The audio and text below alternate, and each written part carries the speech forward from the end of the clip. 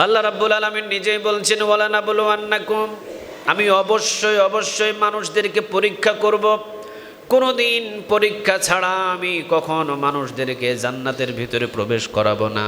পরীক্ষা করতে করতে করতে করতে নিঃশ্বাসটা পর্যন্ত আমি বন্ধ করে দিব, কিন্তু নিঃশ্বাস বন্ধ করে দেওয়ার পর যখন আবার আমি নিঃশ্বাস ফিরিয়ে দিব, নিঃশ্বাস পাওয়ার পরে যারাই বলবে আলহামদুলিল্লাহ, আমি আল্লাহ তাদের জন্য জান্নাতের দরজা খুলে দিব। পরীক্ষা করব, একটা দুইটা পরীক্ষা নয়, দিনের পর দিন, রাতের পর রাত, ঘন্টার পর ঘন্টা পরীক্ষা থাকবে। যেমন পরীক্ষা বাংলার জমিনের ভিতরে কিছু কিছু মানুষদেরকে করা হয়েছে আয়না ঘরের ভিতরে, ঠিক না ঠিক? 2 বছর 3 বছর 5 বছর 10 বছর পর্যন্ত আয়না ঘরের ভিতরে ঢুকিয়ে রাখা হয়েছে। কোনো খাবারের টাইম নাই, ঘুমানোর টাইম নাই। আজান, কি সুন্দর ভাষণ, আজানের কণ্ঠস্বর কীরকম 10 বছর পর্যন্ত শুনে নাই এমন মানুষও আয়না ঘরের ভিতরে আছে না নাই?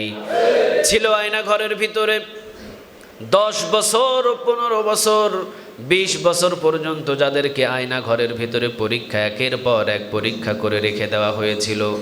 জীবনটা শুধু জীবিত ছিল। যখন আয়না ঘর থেকে ফিরে যখন আবার প্রকাশ্য আলো পেয়েছে, আজানের কণ্ঠ শুনতে পেয়েছে, পরিবার পরিজনদের কাছে যখন গিয়েছে, তখন পৃথিবীর কারো শুকরিয়া আদায় করে নাই, সেজদায় লুটিয়ে পড়ে বলেছে আলহামদুলিল্লাহ। আল্লাহ রাব্বুল আলামিন বলছেন, বান্দা 10 বছর পরীক্ষা করলাম আয়না ঘরে, 20 বছর পরীক্ষা করলাম আয়না ঘরে, 15 বছর পরীক্ষা করলাম আয়না ঘরে। খাবার নাই, ঘুম নাই, নরম বিছানা নাই, তেমন কোনো ধরনের কোনো ব্যবস্থা আমি তোর কাছে করি নাই। পরীক্ষা করতে করতে করতে করতে নিঃশ্বাসটা পর্যন্ত বন্ধ করে দিয়েছিলাম। হঠাৎ করে আমি সূর্যের আলো তোর সামনে হাজির করলাম, হঠাৎ করে আমি তোর সামনে ছেলের মুখ হাজির করলাম, মেয়ের মুখ হাজির করলাম, বিবিকে ফিরিয়ে দিলাম, মাকে ফিরিয়ে দিলাম, বাবাকে ফিরিয়ে দিলাম, আত্মীয় স্বজন সবাইকে ফিরিয়ে দিলাম। 15 বছর কোনো ভালো খাবার চোখে দেখোস নাই, কিন্তু হঠাৎ করে 15 বছর পর আমি তোর সামনে বিভিন্ন রকমের খাবারের আয়োজন ফিরিয়ে দিলাম। এখন আমি আল্লাহ তাকিয়ে আছি, দেখি তুই আমার উপরে রাগান্বিত হোস নাকি আমার নেয়ামতের শুকরিয়া আদায় করিস। যদি বান্দা তুই এতটুকু রাগান্বিত হতি, আল্লাহ 15 বছর আপনি আমাকে কেন কষ্ট দিলেন, 15 বছর কেন আপনি আমাকে আয়না ঘরে রাখলেন, 15 বছর কী জন্য আপনি আমাকে কষ্টের ভিতরে রেখেছিলেন, 15 বছর কেন আপনি আমার উপরে এতটা কষ্ট চাপিয়ে দিয়েছিলেন। আল্লাহ, আমি আপনার কাছে নালিশ দিলাম, আপনি কেন আমার উপরে এত কষ্ট দিলেন, এই বিচারটা আপনি নিজেই নিজের বিচার করবেন। যদি এমন বলতি আমি আল্লাহ নারাজ হয়ে যেতাম। কিন্তু 15 বছর পর যখন ছেলেকে ফিরিয়ে দিলাম, মেয়েকে ফিরিয়ে দিলাম, আত্মীয় স্বজন সবগুলো ফিরিয়ে দিলাম, সব গুজব ফিরিয়ে দেওয়ার পর যখন আমি তোর সামনে সব কিছু আস্তে আস্তে ফিরিয়ে দিয়ে আমি আল্লাহ তাকিয়ে আছি, দেখি বান্দা তোর মনোভাব কি। যখন তুই দাঁড়িয়ে আল্লাহু আকবার বলে সেজদায় গিয়ে আমার শুকরিয়া আদায় করলি, আমি আল্লাহ আরশে বসে কুদরতি অন্তর ঠান্ডা হয়ে গেছে। 15 বছর কষ্ট দেওয়ার পরেও, যার জবান থেকে 15 বছর পরীক্ষা করার পরেও যার জবান থেকে আমি বিন্দু পরিমাণ এখনো আমার নিয়ামতের শুকরিয়া আদায় সরাতে পারি নাই, জান্নাত তো তোর জন্যই, মরতে দেরি হবে, জান্নাতে ঢুকাইতে দেরি করবেন না তিনি কে? তাহলে পরীক্ষা আসবে, এটাতে কোনো সন্দেহ? আসতে বলেন, এটাতে কোনো সন্দেহ? অসংখ্য পরীক্ষা আসবে। আল্লাহ রাব্বুল আলামিন সেটাই বলছেন সূরা বাকারার 155 নম্বর আয়াতে, وَلَنَبْلُوَنَّكُمْ بِشَيْءٍ مِّنَ الْخَوْفِ وَالْجُوعِ وَنَقْصٍ مِّنَ الْأَمْوَالِ وَالْأَنفُسِ وَالثَّمَرَاتِ وَبَشِّرِ الصابرين।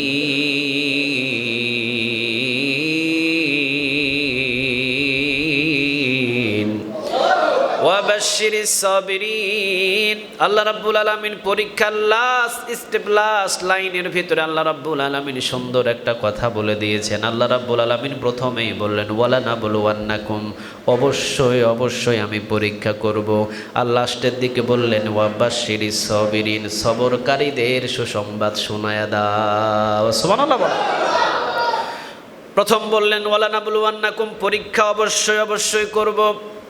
আবার লাস্ট দিকে আল্লাহ বললেন ওয়া বাশশিরিস সাবিরিন, সবরকারীদের সুসংবাদ শুনিয়ে দাও। কোন সুসংবাদ? বিনা হিসাবে জান্নাত। সুবহানাল্লাহ বলবেন না? কোন সুসংবাদ? বিনা হিসাবে কবরের আযাব মাপ। সুবহানাল্লাহ বলবেন না? কোন সুসংবাদ? অন্ধকার কবরের ভিতরে আল্লাহ রাব্বুল আলামিনের সুপারিশ পাওয়া। সুবহানাল্লাহ। একের পর এক সুসংবাদের কথা যদি আমি বলা শুরু করি, অসংখ্য সুসংবাদ।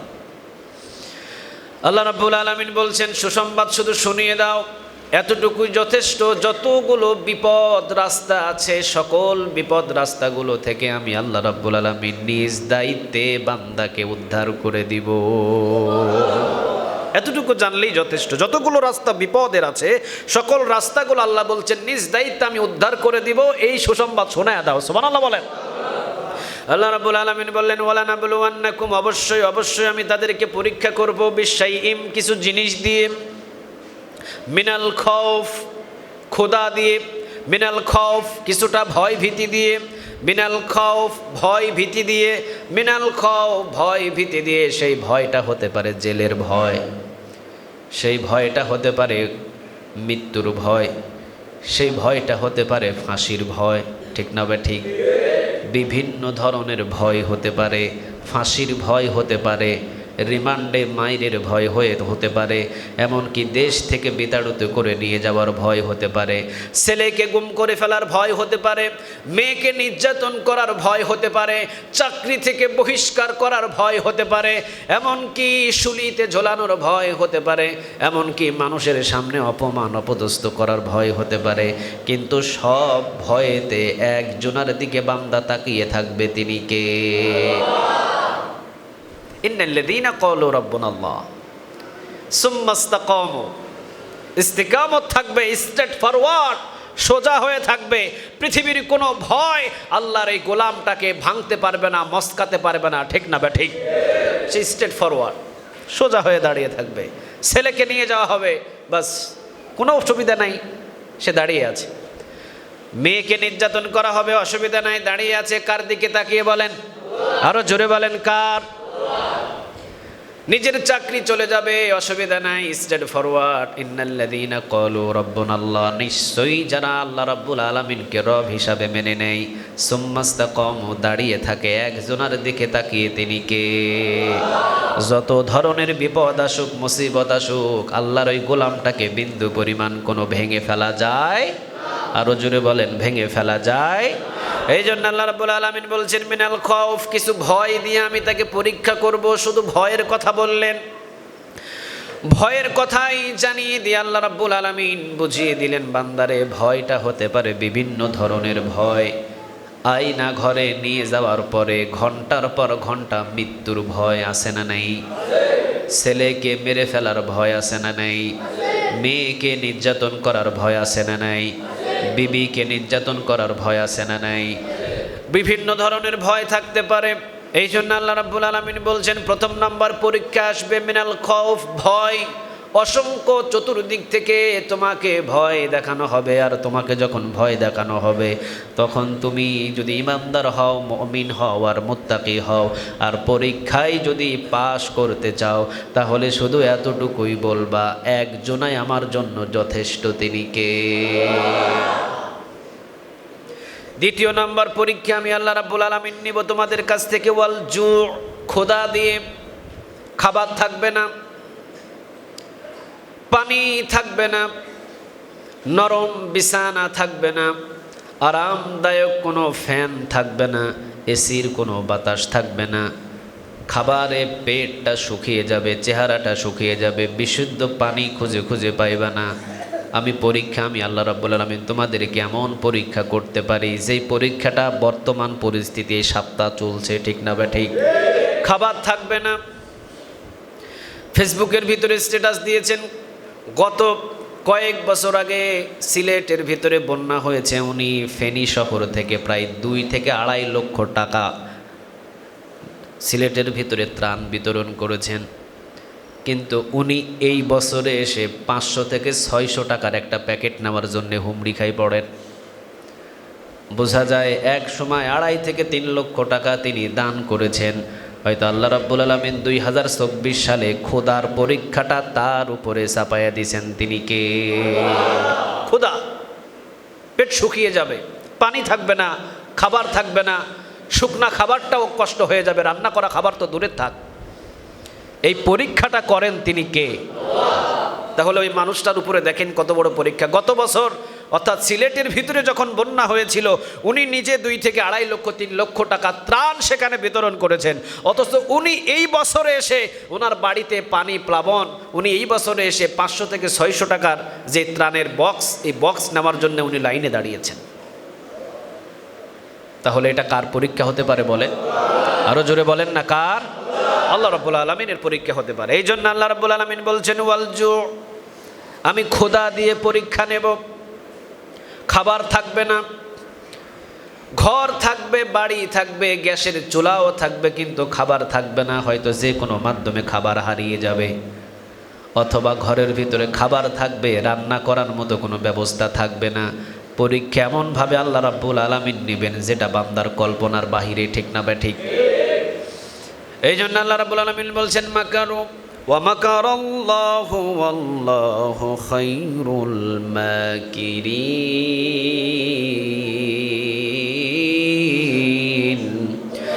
মাকারু ওয়া মাকারাল্লাহ ওয়াল্লাহু খায়রুল মাকিরিন। আল্লাহ বললেন আমার চাইতে বড় মক্করবাজি পৃথিবীতে আর একটাও খুঁজে পাওয়া যাবে? আমি হলাম সব চাইতে বড় মক্করবাজ। আমার চাইতে বড় চালাক মানুষ, আমার চাইতে বড় বিচক্ষণ মানুষ পৃথিবীতে আর একটাও খুঁজে পাওয়া যাবে? খাবার থাকবে, রান্না করার ব্যবস্থা থাকবে না। হয়তো রান্না করার ব্যবস্থা থাকবে, চাল থাকবে না, ডাল থাকবে না। হয়তো চাল ডাল বাজারে থাকবে, কিন্তু তোমার যাওয়ার মতো কোনো ব্যবস্থা থাকবে? যে কোনো মাধ্যম দিয়ে আমি তোমাকে পরীক্ষার জালের ভিতরে গ্রেফতার করে ফেলবে। ওয়ালজু, খোদা দিয়ে আমি পরীক্ষা করব। আল্লাহ রাব্বুল আলামিন 2য় নম্বর পরীক্ষার কথা বললেন। 3য় নম্বর বললেন ওয়া নাকসিম মিনাল আমওয়াল, ধন এবং সম্পদের ক্ষতি দ্বারা পরীক্ষা করব।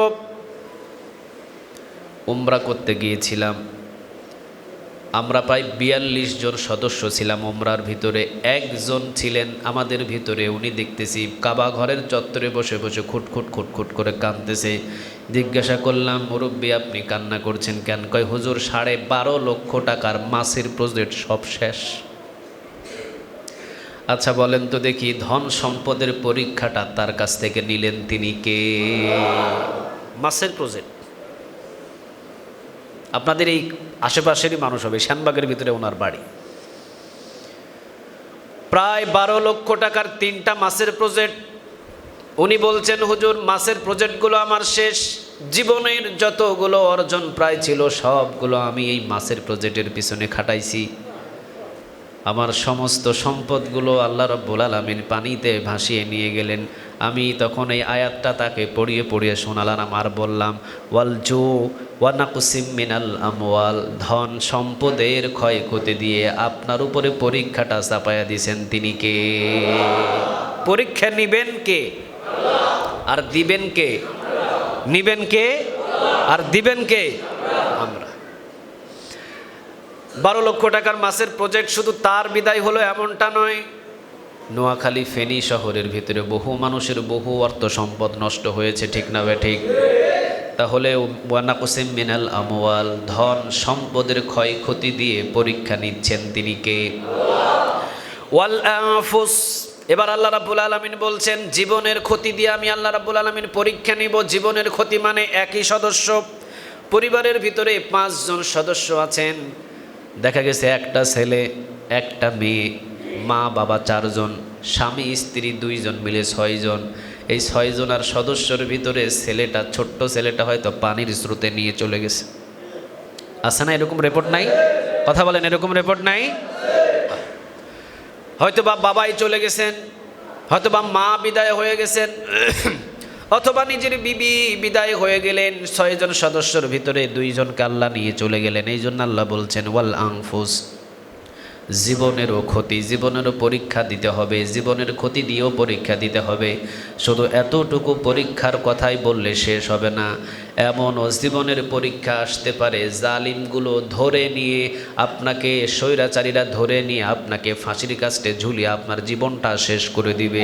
এই পরীক্ষাটাও আপনার উপরে চাপিয়ে দিতে পারেন তিনি কে?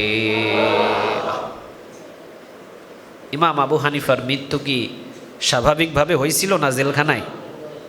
কথা বলেন না কেন? ইমাম আবু হানিফার মৃত্যু কোথায় হয়েছিল? জেলখানায়। ইমাম বুখারী রাহিমাহুল্লাহর মৃত্যু হয়েছিল খুব কঠিনভাবে। ইমাম আহমদ ইবনে হাম্বলদের মৃত্যু হয়েছিল খুব কঠিনভাবে।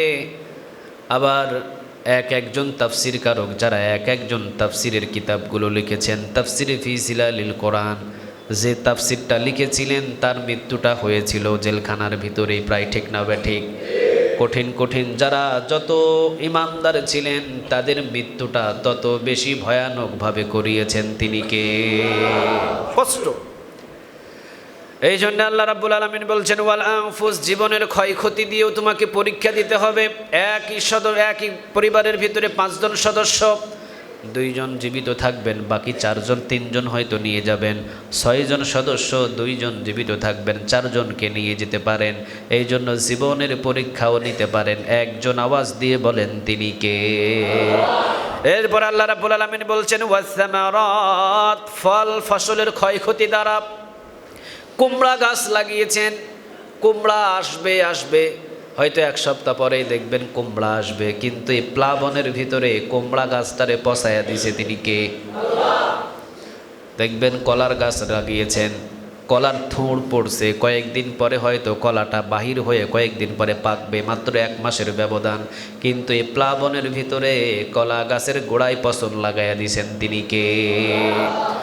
বিভিন্ন ধরনের ফসল ফলাদি আছে, বিভিন্ন ধরনের ফসল ফলাদি আছে, যে বিভিন্ন ধরনের ফসল ফলাদি বলতে আপনার বেগুনের গাছ বলেন, টমেটোর গাছ বলেন, অথবা সিমের গাছ বলেন, যে কোনো গাছ বলেন, চাষাবিদ যে তরকারিগুলো আমরা খাই, এই প্লাবনের ভিতরে ওই সকল ফসল ফলাদিগুলো নষ্ট করে দিয়েছেন তিনি কে?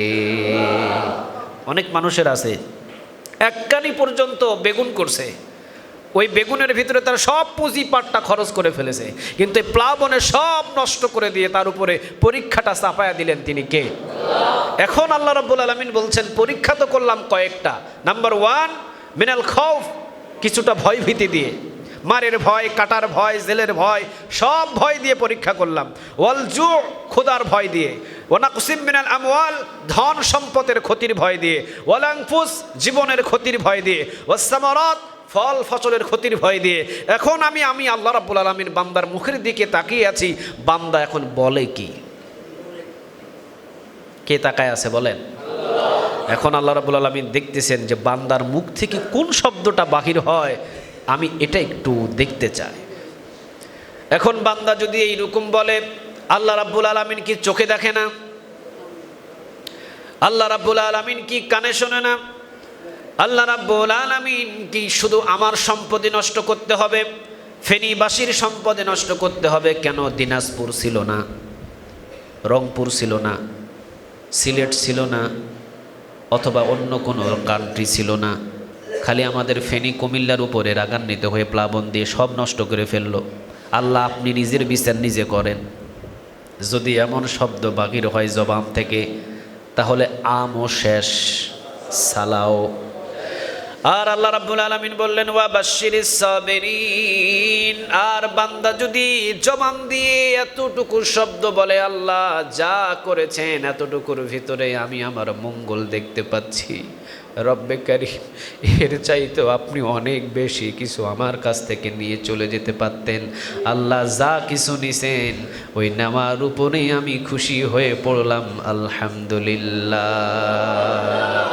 আল্লাহ বলেন এই বান্দাটার এই সুসংবাদ দিয়ে দিয়ে মরতে দেরি হবে, জান্নাতে ঢোকাতে দেরি হবে না।